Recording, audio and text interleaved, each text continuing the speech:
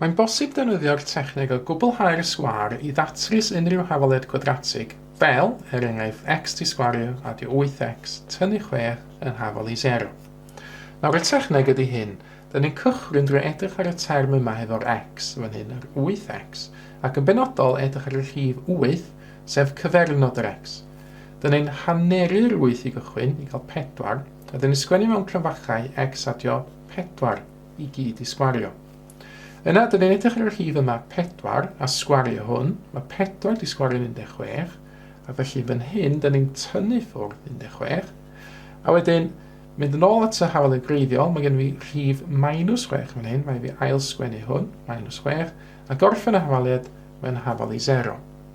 Nawr, pan fod hwn yn gweithio, pan fod y llinell uchaf fan hyn, rhyw fath a beth dwi'n newid sgwennu fan yma. Wel, os ydyn nhw ystyried, be dwi'n newid sgwennu yn yr ail linell, mae gen i fi x adio 4 i gyd i sgwario, tynnu 16, tynnu 6. Nawr, x adio 4 i gyd i sgwario, rhyw fath o x adio 4, lluosi x adio 4. Ac yna, os na i ddefnyddio rhywbeth fel camo i ehangu'r cronfachau yma fo wan. Cyntaf, x lluosi x yn x di sgwario. Allanol, x lluosi 4 yn 4x. Mewnol, 4 lluosi x yn 4x arall. A golaf, 4 lluosi 4 yn plus 16. Felly dwi wedi ehangu'r cronfach i gael y 4 term yma. Mae gen i fi dal minus 16 tynnu 6 fan hyn. A casglau term ar rwan, x di sgwario, mae gen i fi 8x yn fan hyn. A'r swm efo'r rhifa ydy 16 tynnu 16 sydd yn ddim byd, tynnu 6 yn -6. A dyna fi wedi profi bod yr ail linell mae'n ei ochr chwith yr ail linell, yr x adio 4 i gyd i sgwario, tynnu 16, tynnu 6, yr un fath a be nes i gychwyn efo, x di sgwario adio 8x tynnu 6. Cofiwch y techneg ydy, edrych ar y term efo'r x, yr 8x fan hyn, hanneru yr 8 i gael 4, yna sgwario 4 i gael 16, tynnu hwnna i ffwrdd, ac yna defnyddio'r rhif fan hyn, -6, a cwblhau'r hafaliad efo hafal i 0. Nawr mae hyn yn helpu ni oherwydd rwan fyddai simuleidio hwn, mae -16 tynnu 6 yn -22, ac felly x adio 4 i gyd i sgwario, tynnu 22 yn hafal i 0.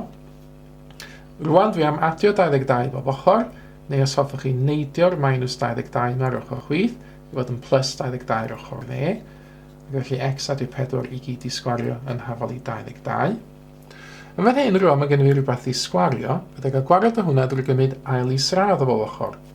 Os dwi'n gymryd ail isradd yr ochr chwith, mae'r sgwario ar ail isradd yn canslo hynny'n allan, gadael i fo just x adio 4.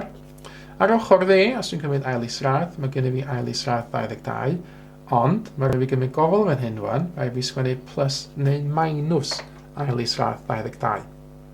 Pam sy'n rhaid i gwneud hyn? Wel, bod tro dyn datrys hafaliad lle mae'n rhywbeth i sgwario, enghraifft un arall os a x di sgwario yn hafal i 9. Os dwi'n gymryd ail isradd yr ochr chwith, gadael efo x, ond mae rhaid fi sgwennu plus neu minus ail isradd 9 fan hyn, oherwydd, os dwi'n ystyried be ydy'r hafaliad yma, dwi'n gofyn pa rif di sgwario sydd yn hafal i 9. Wel, mae yna ddau atab sydd yn gweithio, unai plus ail isradd 9, neu minus ail isradd 9. Nawr, ail isradd 9 yn 3, felly y ddau ateb ydy plus neu minus 3. Unai felly x yn 3, a mae hwn yn ateb, oherwydd mae 3 di sgwario yn 9, ond hefyd mae x yn hafal i minus 3 yn ateb, oherwydd mae minus 3 di sgwario hefyd yn 9. Minus 3 di sgwario, yn minus 3 lluosi minus 3, negatif lluosi negatif, rhaid positif plus 9. Felly, nôl fan hyn wan, mae gen i fi plus neu minus ail isradd 22, ac os na i dynnu 4 a bob ochr wan, felly mae x yn hafal i minus 4, plus neu minus ail isradd 22, dyma fo'r ddau atab. Mae gen i fi unai minus 4 adio ail isradd 22, neu minus 4 tynnu ail isradd 22. Nawr, gafod 22, dydy 22 ddim yr rif sgwâr, felly ha'n i ddefnyddio cyfrifiannull i weithio hein allan.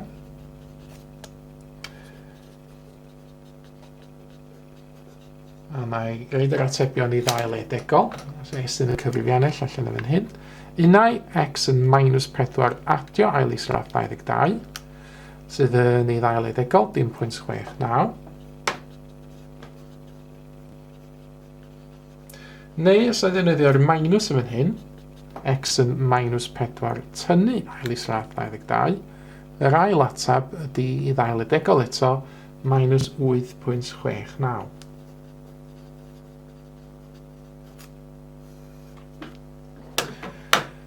Felly dyna fo'r techneg o gwblhau'r sgwâr I ddatrys y hafaliad gwreiddiol fan hyn. Gan I wneud un enghraifft arall, nawr heb profi bod o'n gweithio, jyst I gael dangos eto beth sy'n digwydd. Gan I ystyried tro hyn, yr hafaliad x di sgwario tynnu 16x tynnu 3 yn hafal I 0. Nawr eto I gychwyn, dyn ni'n edrych ar y term hefo'r x, yr minus 16x fan hyn, a dyn ni'n haneri yr hif. Haneri minus 16 I gael minus 8. A dyn ni'n sgwennu mewn cryfachau yr x, a wedyn y minus 8 yma I gyd I sgwario. Yna, dyn ni'n edrych ar y rhif, y minus 8, a dyn ni'n sgwario hwn, minus 8 I sgwario, minus 8 lluos I minus 8, yn 64 plus 64, a dyn ni'n tynnu ffwrdd y 64 yn fan yma. Yna, dwi'n edrych ar y rhif, fan hyn minus 3, ac yn sgwennu hwn eto, a dyma hwn yn hafal I 0. Symleiddio, minus 64 tynnu 3, minus 67, felly x tynnu 8 I gyd I sgwario, tynnu 67, yn hafal I 0. Adio 67 I bob ochr, felly mae x tynnu 8 I gyd I sgwario, yn hafal I 67.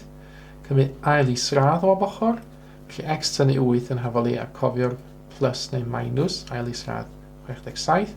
Ac yna, fan hyn rwan, dwi am adio 8 I bob ochr, felly mae x yn hafal I 8, plus neu minus ail isradd 67.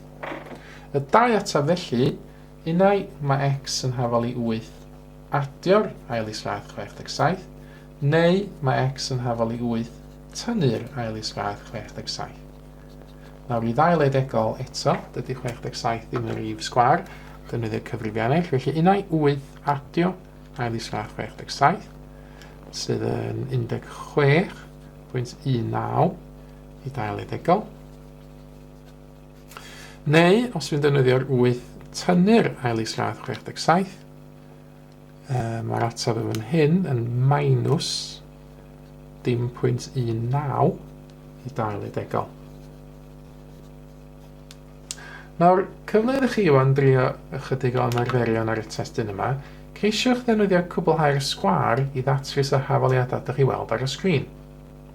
Ar ôl chi roed ychydig o funudau chi chi'n geisio hein, gewch chi ddod nôl at y fideo rwan, oherwydd ar y sgrin yn awr, mi fydd yr atebion cywir wedi ymddangos mwyn I chi gael marcio. Mae mwy o fideos adolygu ar gael ar ein sianel YouTube Adolygu Mathemateg. Am y newyddion diweddaraf neu holi cwestiwn, dilynwch ein cyfrif trydar @Mathemateg.